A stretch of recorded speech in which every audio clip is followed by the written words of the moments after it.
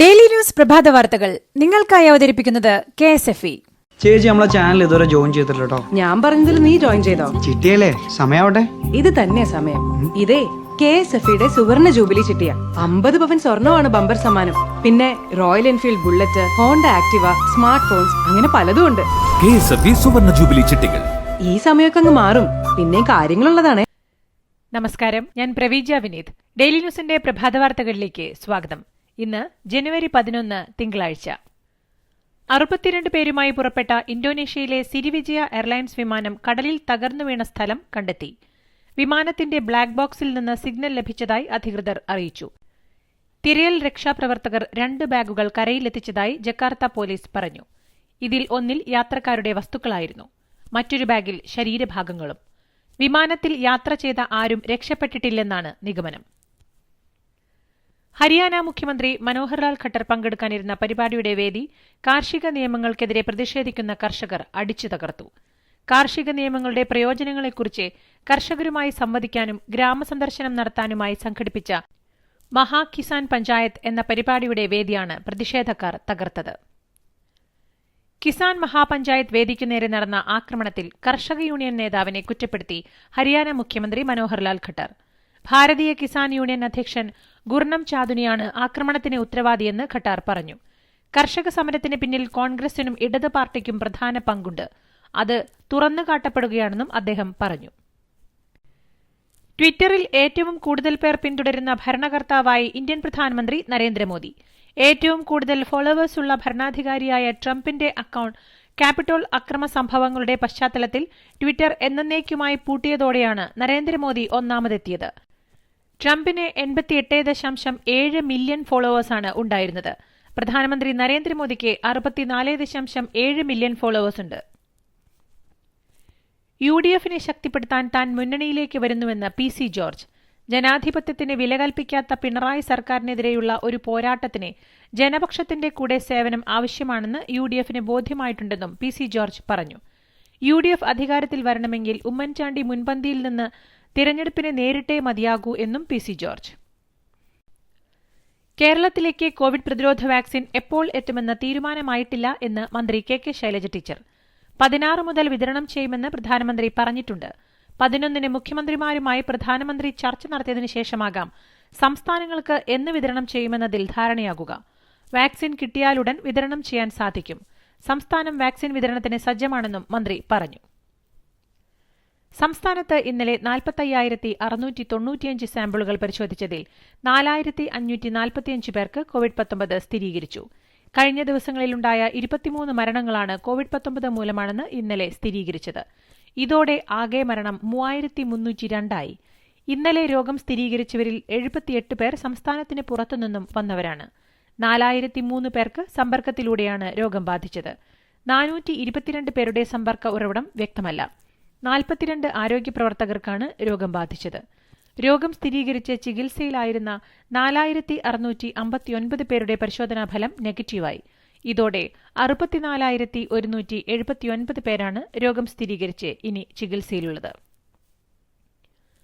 Covid ബാധിച്ചവരുടെ ജില്ല തിരിച്ചുള്ള വിവരങ്ങൾ: എറണാകുളം 650, കോഴിക്കോട് 558, പത്തനംതിട്ട 447, മലപ്പുറം 441, കൊല്ലം 354, കോട്ടയം 345, തൃശൂർ 335, തിരുവനന്തപുരം 288, ആലപ്പുഴ 265, കണ്ണൂർ 262, ഇടുക്കി 209, പാലക്കാട് 175, വയനാട് 173, കാസർഗോഡ് 43. സംസ്ഥാനത്ത് ഇന്നലെ 3 പുതിയ ഹോട്ട്സ്പോട്ടുകൾ. ഇന്നലെ ഒരു പ്രദേശത്തെ ഹോട്ട്സ്പോട്ടിൽ നിന്നും ഒഴിവാക്കി. ഇതോടെ നിലവിലാകെ 441 ഹോട്ട്സ്പോട്ടുകൾ. ഈ രാക്ഷസ കൊതുകുകൾ ഇതെപ്പോൾ എത്ര വരുമെന്ന് ആർക്കറിയാം? അതിനാൽ അവതരിപ്പിക്കുന്നു മാക്സോജീനിയസ് ഓട്ടോമാറ്റിക് മെഷീൻ. ഇത് കൊതുകുകൾ സാധാരണ വരാറുള്ള സമയമനുസരിച്ച് അറ്റാക്ക് അല്ലെങ്കിൽ പ്രൊട്ടക്ട് മോഡിൽ ഓട്ടോമാറ്റിക്കലി ഷിഫ്റ്റ് ആയിക്കൊണ്ടിരിക്കുന്നു. അതായത് ലിക്വിഡ് വേസ്റ്റ് ആകുന്നില്ല. ഇനി ഇടയ്ക്കിടയ്ക്ക് എഴുന്നേറ്റ് നോ മോഡ് ചേഞ്ച്. ഇന്ത്യ വിശ്രമിച്ചോളൂ. Maxo Genius automatic intelligent protection. സംസ്ഥാനത്തെ തിയേറ്ററുകൾ തുറക്കുന്നതുമായി ബന്ധപ്പെട്ടുള്ള പ്രതിസന്ധി പരിഹരിക്കുന്നതിനായി മുഖ്യമന്ത്രി സിനിമാ സംഘടനകളുമായി ഇന്ന് ചർച്ച നടത്തും. തിയേറ്റർ ഉടമകൾ, നിർമ്മാതാക്കൾ, വിതരണക്കാർ, ഫിലിം ചേംബർ സംഘടനാ പ്രതിനിധികൾ എന്നിവരാണ് ഇന്ന് മുഖ്യമന്ത്രി പിണറായി വിജയനുമായി ചർച്ച നടത്തുന്നത്.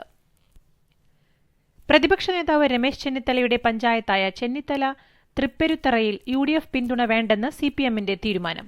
UDF പിന്തുണയോടെ ലഭിച്ച പഞ്ചായത്തിന്റെ ഭരണം CPM ഒഴിയും. അടുത്ത ദിവസം തന്നെ പ്രസിഡന്റ് സ്ഥാനം CPM രാജിവെക്കും. CPM ആലപ്പുഴ ജില്ലാ കമ്മിറ്റിയുടേതാണ് തീരുമാനം. വയനാട് പുൽപ്പള്ളി കൊടവള്ളിയിൽ ഫോറസ്റ്റ് റേഞ്ച് ഓഫീസറെ കടുവ ആക്രമിച്ചു. ചേതലയം റേഞ്ച് ഓഫീസർ T. ശശികുമാറിന് നേരെയാണ് ആക്രമണമുണ്ടായത്. ജനവാസ മേഖലയിലിറങ്ങിയ കടുവയെ തുരത്തുന്നതിനിടയിലാണ് സംഭവം. നാടക ചലച്ചിത്ര നടിയും ഗായികയും ഡബ്ബിംഗ് ആർട്ടിസ്റ്റുമായിരുന്ന പാലാ തങ്കം പത്തനാപുരം ഗാന്ധി ഭവനിൽ അന്തരിച്ചു. 84 വയസ്സായിരുന്നു. ഏറെ നാളായി ഗാന്ധി ഭവൻ പാലിയേറ്റേഴ്സ് കെയർ വിഭാഗത്തിൽ ചികിത്സയിലായിരുന്നു. 300ഓളം ചിത്രങ്ങളിൽ പ്രവർത്തിച്ചിട്ടുണ്ട്. ഫേസ്ബുക്ക് ഉപഭോക്താക്കളുടെ പേരിൽ വ്യാജ FB അക്കൌണ്ട് ഉപയോഗിച്ച് പണം തട്ടുന്ന സംഭവം പെരുകുന്നു. ഉപയോക്താക്കളുടെ പ്രൊഫൈൽ ചിത്രം മോഷ്ടിച്ച് വ്യാജ അക്കൌണ്ട് ഉണ്ടാക്കുകയും ആ അക്കൌണ്ടിൽ നിന്ന് യഥാർത്ഥ വ്യക്തിയുടെ സുഹൃത്തുക്കളെ ബന്ധപ്പെട്ട് പണം ആവശ്യപ്പെടുകയുമാണ് ഇത്തരം തട്ടിപ്പുകാരുടെ രീതി. ഇതിനോടകം നിരവധി സംഭവങ്ങളാണ് റിപ്പോർട്ട് ചെയ്യപ്പെട്ടിട്ടുള്ളത്. കോളേജ് വിദ്യാർത്ഥികൾക്കായി സൌജന്യ ഡാറ്റാ കാർഡുകൾ നൽകുമെന്ന് തമിഴ്നാട് മുഖ്യമന്ത്രി K. പളനിസ്വാമി. ദിവസം 2 GB വീതമായിരിക്കും സൌജന്യ ഡാറ്റാ കാർഡ് വഴി ലഭ്യമാകുക. ജനുവരി മുതൽ ഏപ്രിൽ വരെയായിരിക്കും കാലാവധി. ഏകദേശം 9.69 ലക്ഷം വിദ്യാർത്ഥികൾക്ക് ഡാറ്റാ കാർഡുകൾ വിതരണം ചെയ്യുമെന്ന് മുഖ്യമന്ത്രി പളനിസ്വാമി പറഞ്ഞു. പ്രതിപക്ഷത്തെ പ്രമുഖ നേതാക്കളുടെ സുരക്ഷ വെട്ടിക്കുറച്ച് മഹാരാഷ്ട്ര സർക്കാർ. മുൻ മുഖ്യമന്ത്രി ദേവേന്ദ്ര ഫഡ്നവിസ്, MNS നേതാവ് രാജ് താക്കറെ, കേന്ദ്രമന്ത്രി രാംദാസ് അത്തേവാലെ എന്നിവർ ഉൾപ്പെടെയുള്ളവരുടെ സുരക്ഷയാണ് വെട്ടിക്കുറച്ചത്. 2 ദിവസം മുൻപ് നടന്ന സംസ്ഥാന സർക്കാരിന്റെ അവലോകന യോഗത്തിലാണ് തീരുമാനമുണ്ടായത്. ലഫ്റ്റനന്റ് ഗവർണർ കിരൺ ബേദിയെ കേന്ദ്ര സർക്കാർ തിരിച്ചുവിളിക്കണമെന്നാവശ്യപ്പെട്ട് പുതുച്ചേരി മുഖ്യമന്ത്രി V. നാരായണസ്വാമിയുടെ നേതൃത്വത്തിലുള്ള ധർണ 4ാം ദിവസത്തിലേക്ക്.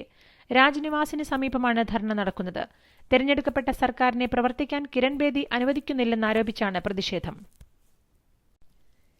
കേരള എന്നു പേരിട്ട എയർ ഇന്ത്യയുടെ ബോയിംഗ് 777 വിമാനം ബാംഗ്ലൂരു നഗരം ലക്ഷ്യമിട്ട് സാൻ ഫ്രാൻസിസ്കോ വിമാനത്താവളത്തിൽ നിന്ന് 30,000 അടി ഉയരത്തിലേക്ക് പറന്നുയർന്നപ്പോൾ ചരിത്രത്തിൽ കുറിക്കപ്പെട്ടത് 2 സുവർണ അധ്യായങ്ങൾ.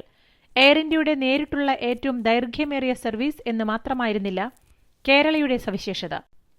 വനിതാ വൈമാനികരെയും കൊണ്ട് മാത്രം ഉത്തരധ്രുവം കടക്കുന്ന ആദ്യ കോക്പിറ്റ് ക്രൂ എന്ന ഖ്യാതി കൂടിയുണ്ടായിരുന്നു ഈ യാത്രയ്ക്ക്.